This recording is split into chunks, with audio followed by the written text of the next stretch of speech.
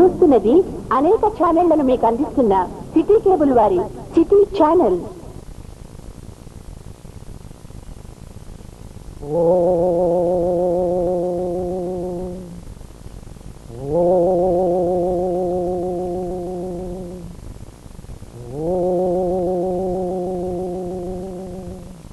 హరి ఓం శుక్లాంబరధరం విష్ణు శశివర్ణం చతుర్భుజం ప్రసన్నవదనం ధ్యాయేత్ సర్వవిఘ్నోపశాంతయే.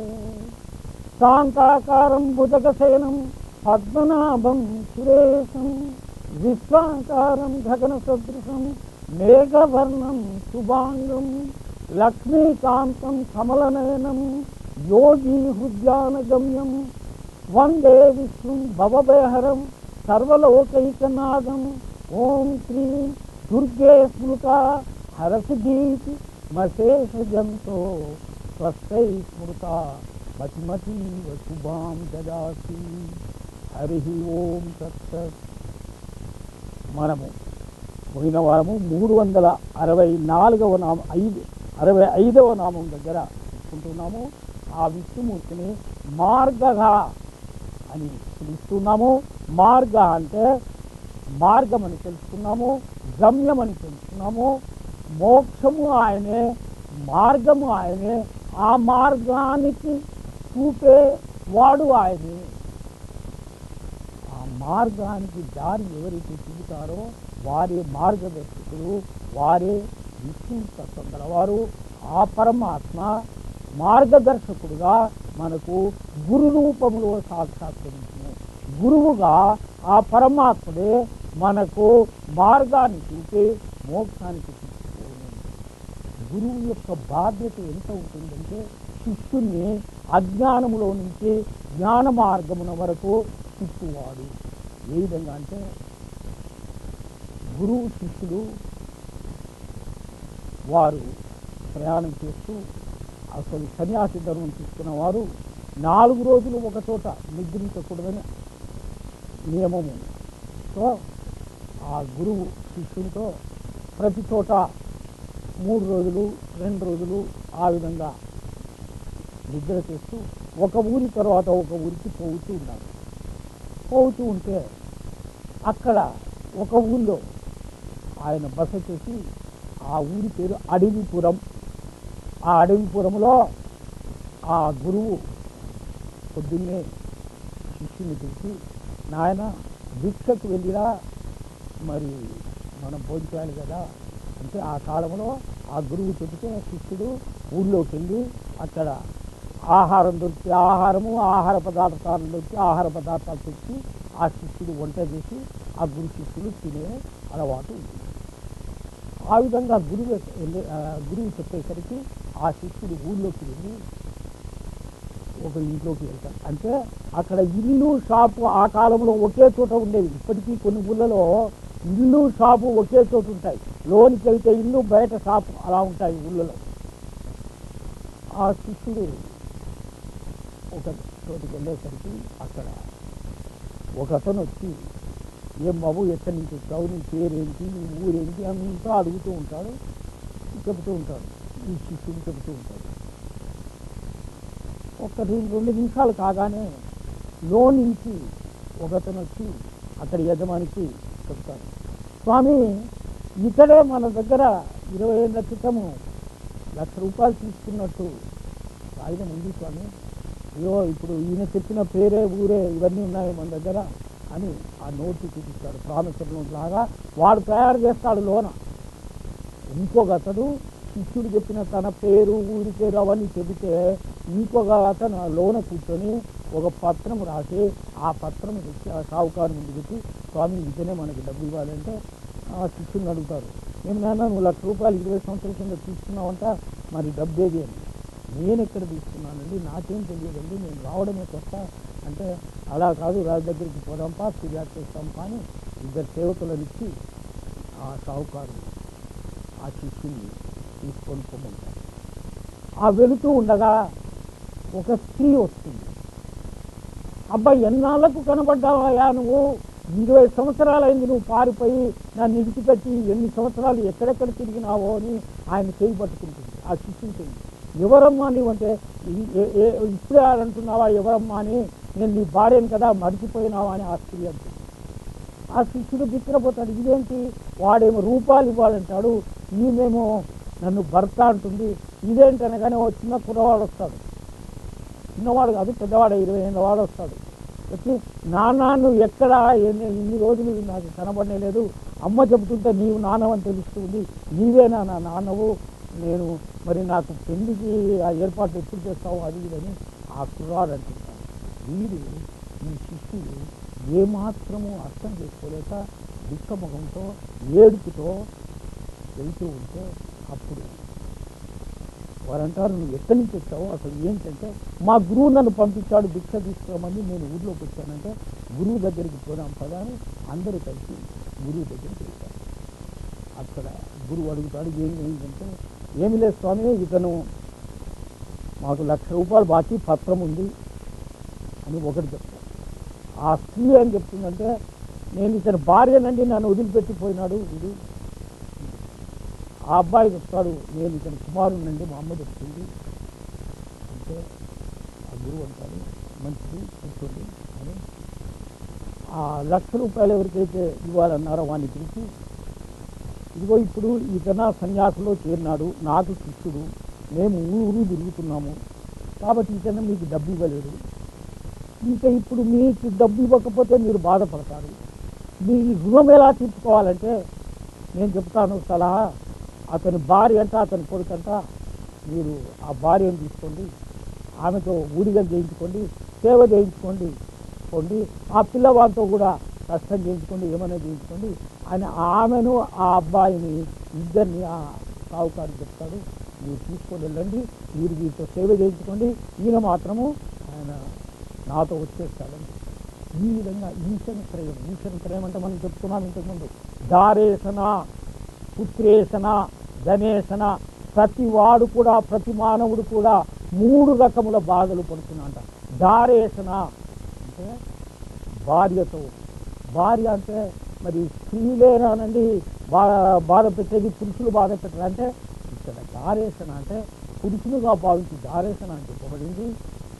స్త్రీగా భావిస్తే భర్తేసన అని కూడా అనవచ్చు. అంటే భార్యాభర్తల మధ్యలో ఉండే సంబంధం, ఈ సంసార బంధం అంతా భార్యాభర్తల మూలానే జరిగింది కాబట్టి దారేసన అని అన్నాము. దారేసన, పుత్రేసన, పుత్రుల కొరకే దుఃఖము, తర్వాత ధనేసన, ధనము కొరకే ఇతని ఆశ అంతా, ఎంత ధనము సంపాదించినా ఇంకా ఆశ తీరదు. ₹1,00,000 సంపాదించేవాడు 2 లక్షలు రావాలనుకుంటాడు, 2 లక్షలు వచ్చేవారు 10 లక్షలు రావాలనుకుంటాడు, ₹1,00,00,000 ఉన్నవాడు 10 కోట్ల వరకు లెవెల్ వరకు పోవాలనుకుంటాడు, 10 కోట్ల వరకు 100 కోట్లు అంటాడు. మీరు చూస్తూ ఉంటారు, ఒక్కొక్కరికి ఈ రోజుల్లో వార్తల్లో వింటూ ఉంటాము, 3,000 కోట్లు 4,000 కోట్లు ఉన్న వాళ్ళు కూడా ఇంకా సంపాదన కావాలని కోరుకుంటూ ఏవేవో కార్యాలు చేస్తున్నారంటే మరి ఆశ ఎలాంటిదో తెలుసుకోవాల్సి ఉంటుంది. ఈ విధంగా ధనేసన, పుత్రేసన, దారేసన, ఈ 3 ఈసనములను పోగొట్టేవాడు గురువే, ఆయనే మార్గదర్శకుడు. ఆ మార్గదర్శకుడుగా ఆయనలో ఉన్నది విష్ణు తత్వమే, ఆ గురువే విష్ణువు. అందుకే ఆ విష్ణుమూర్తిని మార్గగా పిలుచున్నాము. వచ్చే నామం ఏమంటుందంటే హేతు అని అంటుంది. హేతు అంటే 366వ నామము. హేతు అంటే రీజన్ అని ఇంగ్లీష్లో చెప్పవచ్చు. రీజన్ అంటే కారణము. ఈ సృష్టి అంతా ఎలా ఉంది, ఏ కారణంతో ఉంది అంటే మనం ఇంతకుముందు చెప్పుకున్నాము, ఉపాదాన కారణము, నిమిత్త కారణమని 2 కారణాలు ఉంటాయన్నాము. ఒక నగకు బంగారము ఉపాదాన కారణమైతే ఆ చేసిన వాడు నిమిత్త కారకుడు. ఈ విధంగా సృష్టి అంతా కూడా ఆ విష్ణుమూర్తియే.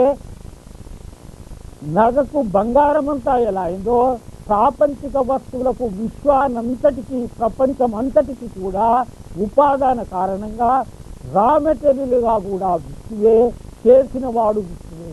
ఆ పరమాత్మ తత్వమే, ఆ విష్ణు తత్వమే మనకు ఈ జగత్తుగా ఇలా కనిపిస్తుంది కాబట్టి ఆ విష్ణువే నిమిత్త కారణంగా, ఆ విష్ణువే ఉపాదాన కారణంగా, బోత్ ది రీజన్, 2 రీజన్స్ ఆయనే కాబట్టి ఆయనను మనం హేతువు అన్నాము. వచ్చే నామము 367వ నామము చాలా విశిష్టమైన నామము దామోదర. చాలామంది దామోదర అని పేర్లు పెట్టుకుంటుంటారు, కానీ అసలు దామోదర అంటే ఏమి అర్థమో మీరు విశదంగా తెలుసుకోండి. ఈ దామోదర అంటే ఎన్నో అర్థాలు మనం చెప్పుకోగలము. మొట్టమొదలుగా దామోదర అంటే దమము, దామ అంటే దమము. దమము అంటే సాధన చతుష్టయములో ప్రతివాడు మోక్షము పొందుటకు 4 విధములైన సాధనాలు చేయవలసి ఉంటుంది. దాన్ని సాధన చతుష్టయము అని అంటారు. సాధన చతుష్టయం అంటే ఆ 4 ఏంటంటే, ఒకటి నిత్యానిత్య వస్తు వివేకం. ఇది ఏంటంటే నిత్య అనిత్య వస్తు వివేకం అంటే ఏది నిత్యమైంది ఏది అనిత్యమైంది అది తెలుసుకోవాల్సిన జ్ఞానము, అది తెలిపే జ్ఞానము నిత్యానిత్య వస్తు వివేకం. ఆ తరువాత రెండవది ఇహముత్ర ఫలభోగ విరాగం. ఎక్కడో ఎప్పుడో ఫలితము పొందుదామని చేసే విచారణ. ఇప్పుడు యజ్ఞం చేస్తే ఎప్పుడో స్వర్గప్రాప్తి అవుతుంది, ఎప్పుడు అతను మరణించిన తర్వాత అని అంతే కదా. ఇప్పుడు ఏదైనా చేస్తే స్వర్గప్రాప్తి అంటే ఎప్పుడు జరుగుతుంది? మరణించిన తర్వాత స్వర్గప్రాప్తి.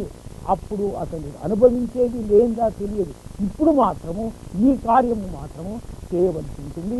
ఇది ఇహముత్ర ఫలభోగ విరాగం అని అంటాము. తర్వాత సమాధి చట్టం. సమాధి చట్టం అంటే 6 విధములైన సాధనాలు ఉంటాయి. అందులో సమము ఒకటి, ధమము ఒకటి.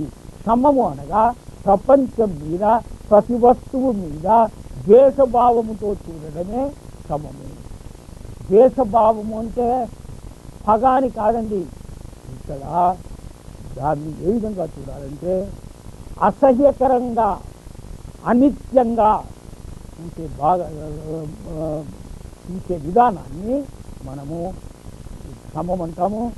ఆ సమము తర్వాత ధమం అనేది, ధమము అంటే దశేంద్రియ నిగ్రహం.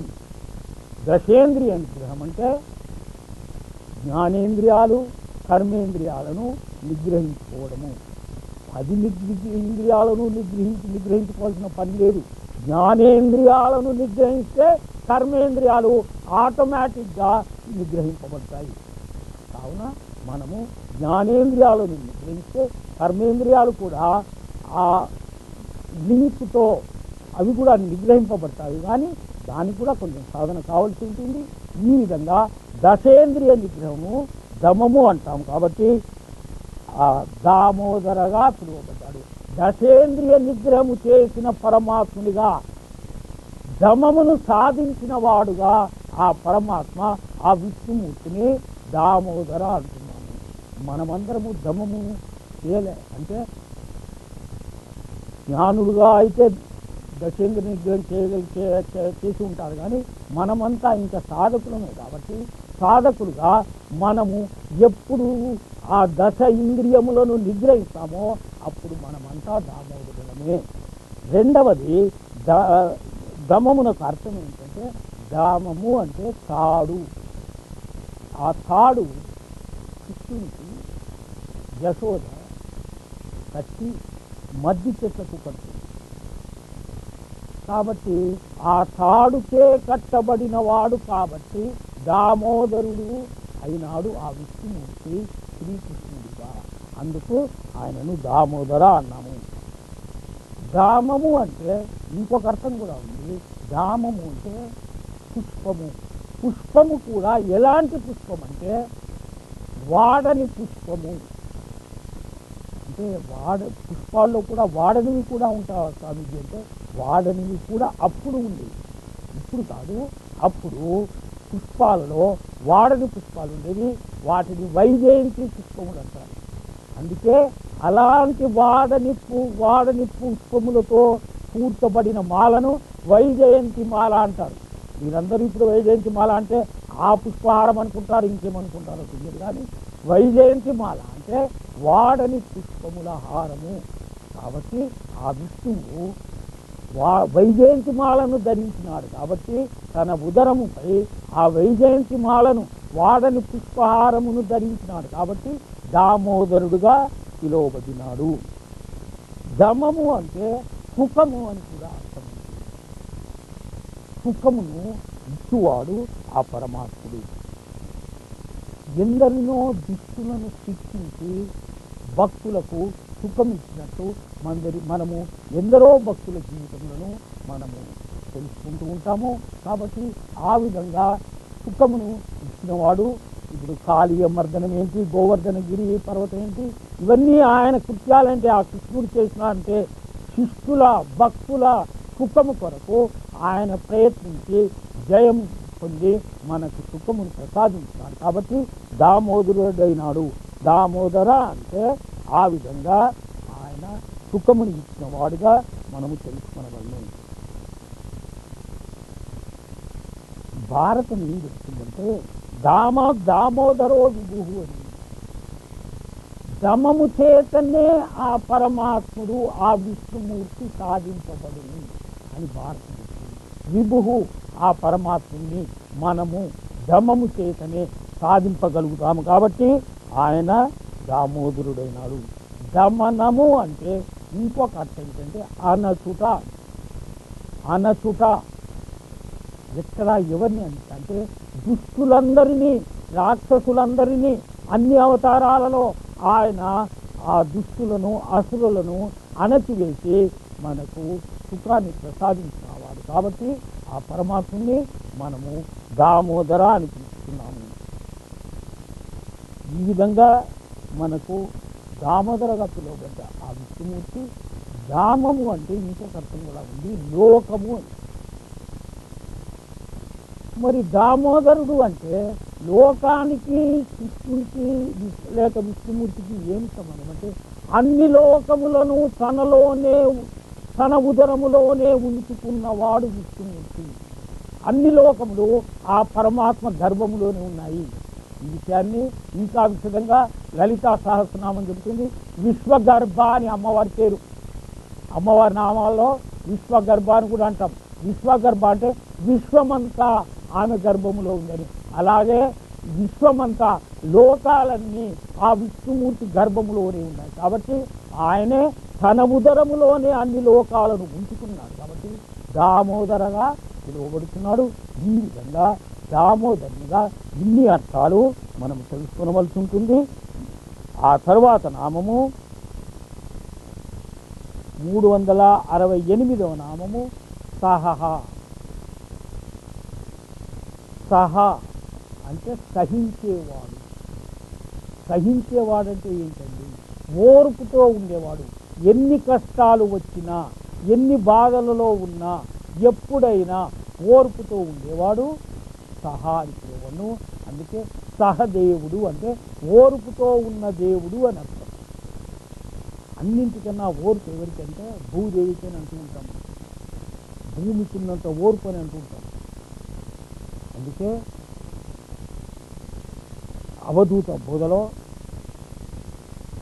దత్తాత్రేయుడిని నీ గురువు ఎవరని అడగగా దత్తాత్రేయుడు నా గురువు ఒక్కటి కాదండి, జగత్తును చూసి నేను ఎన్నో నేర్చుకున్నాను, అవన్నీ నా గురువులే అన్నాడు. అందులో మొట్టమొదటిగా ఆ దత్తాత్రేయుడు చెప్పింది ఏంటంటే గురువుగా భావించింది మొట్టమొదలు భూమిని చూసి అన్నాడు. భూమికి ఉన్నంత ఓర్పు మనకు ఉంటే చాలండి. భూమికి ఉన్నంత ఓర్పు మనకు లేదు. భూమికి ఏం ఓర్పు ఉందండి అని మీరు అడగచ్చు. మనం ఇప్పుడు భూమిని ఎన్నో చోట్ల మనం తవ్వుతూ ఉంటాం.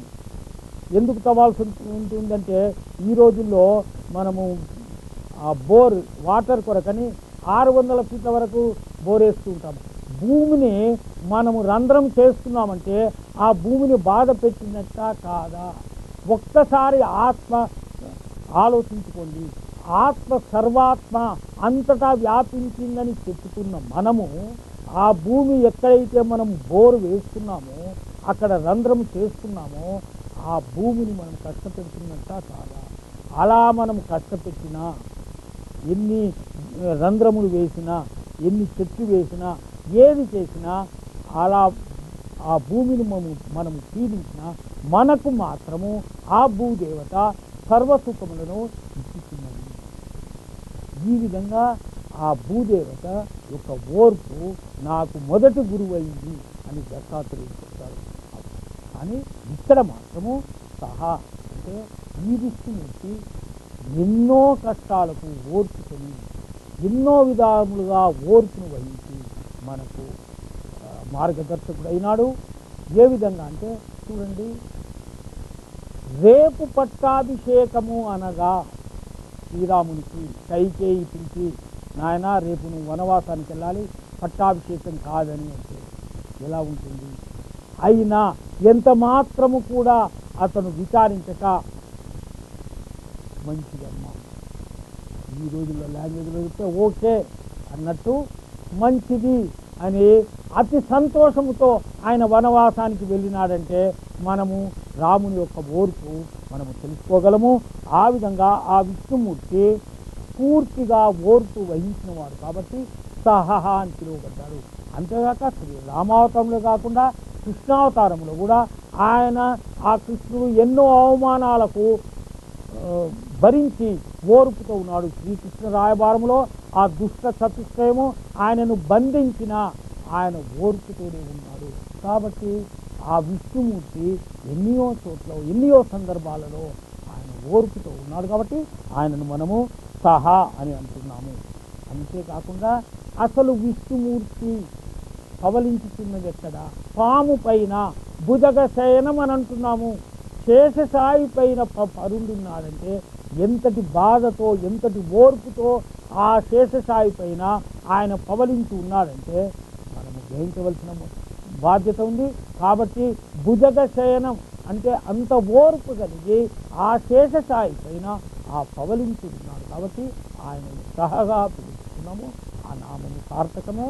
వచ్చే వారము ఇంకా వేరే నామముల గురించి వచ్చే నామముల గురించి మనం విశదంగా తెలుసుకున్నాము. హరి ఓం తత్సత్.